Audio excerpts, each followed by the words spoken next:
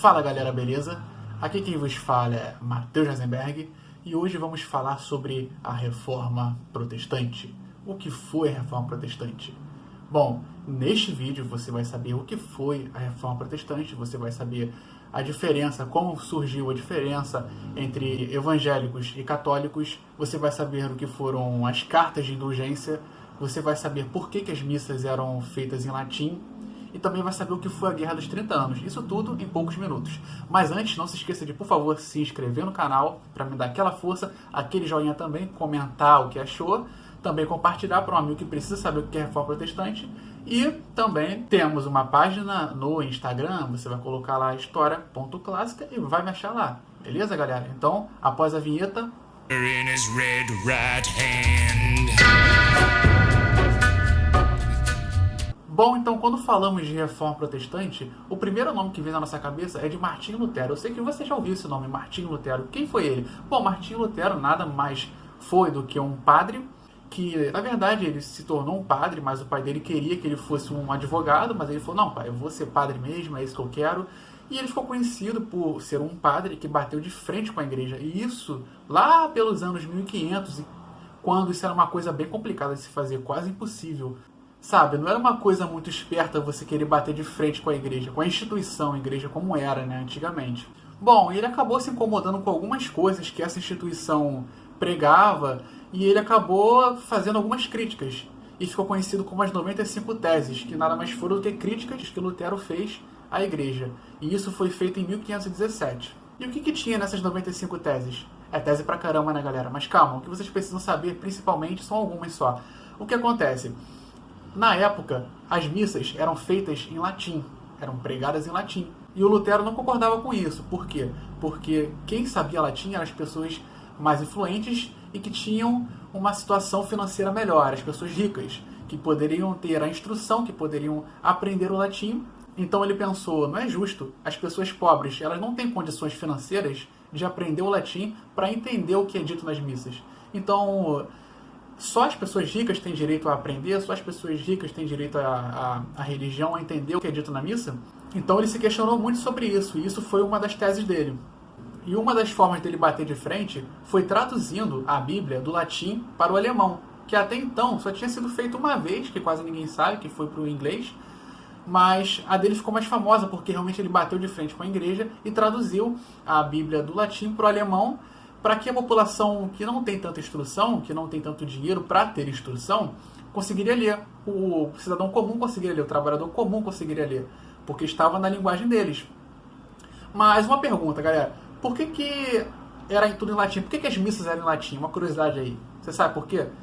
Bom, acontece que latim era a linguagem que Jesus falava, então eles conservaram esse idioma para as missas, para serem pregadas as missas.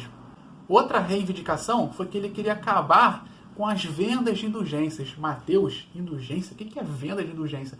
Galera, antigamente tinha venda de indulgência, que era uma carta que a igreja poderia te dar, fazendo você ser absolvido de todos os seus pecados. Tá, Mateus, beleza, mas por que isso é tão ruim? Porque as pessoas pagavam para isso. Você não precisava se arrepender. Você ia lá, tinha dinheiro, você era uma pessoa que tinha dinheiro, você ia lá, faz uma carta de indulgência para mim, me livrando dos meus pecados, e eu vou te dar um dinheiro. Então ele ia lá, pagava, tinha condição de pagar, recebia a carta e eu tô salvo.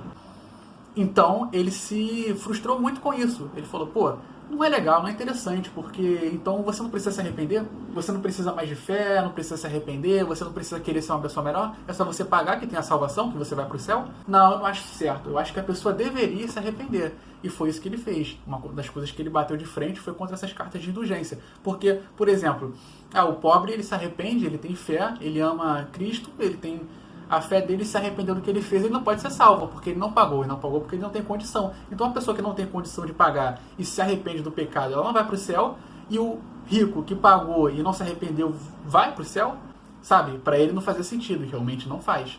Para ele, para Lutero, somente o arrependimento real e a fé real poderia fazer a pessoa ser salva e ir para o céu, e não o dinheiro, não você ter condições para pagar a carta de indulgência. Então isso foi a carta de indulgência, e ele se rebelou contra isso.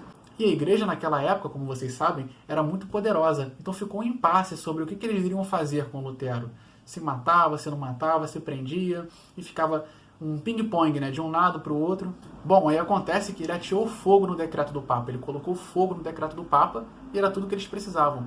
Então o Papa declarou ele como herege. O que é um herege? Alguém que não acredita na religião. Declarou ele como herege, como alguém que não acredita na religião e como foragido, né, deu ele como foragido e também o condenou à morte. Disse que quem o encontrasse deveria levá-lo para ser executado. Aí você vai me perguntar, mas se naquela época a igreja era tão poderosa, o Papa era tão poderoso, como é que o Lutero fez isso tudo? Como é que ele conseguiu fazer isso tudo, criticar? Bom, o que acontece foi conveniência. Tinha muitos reis, tinha muitos imperadores que se sentiam muito presos, muito sufocados, porque pela igreja e pelo Papa em si serem tão poderosos, eles às vezes se chocavam com os impérios, com os reinos, com os países, porque os reinos, os países, os impérios, eles têm os próprios poderes, têm as próprias leis, e às vezes a igreja queria se meter, o Papa queria se meter, queria ter mais poder que eles, então eles queriam mais liberdade, mais independência. Então foi conveniente para eles ajudarem o Lutero, porque era alguém que estava criticando a igreja, então para eles era bom. E um dos reis que acolheram ele foi o Frederico III, da Saxônia. E foi nesse reino do Frederico III que o Lutero começou a traduzir a Bíblia do latim para o alemão. E essa tradução ficou tão famosa, foi tão difundida, foi tão espalhada por uma questão de uma tecnologia nova, que foi a prensa de Gutenberg. Então não precisaria mais você traduzir, escrevendo a Bíblia, você colocava na prensa e ela ia sendo difundida muito mais rápido do que a mão, porque antigamente era tudo escrito copiado à mão. Então a prensa de Gutenberg ajudou a fazerem cópias mais rápidas e ajudou a difundir mais a Bíblia. Bom, e o Lutero vai falecer em 1546, com seus 62 anos.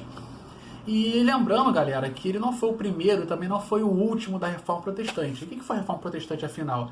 Foi você reformar, você protestar e fazer uma reforma com protesto. Foi o que ele fez. Ele quis reformar a igreja fazendo um protesto. Então, uma reforma protestante, porque protesta.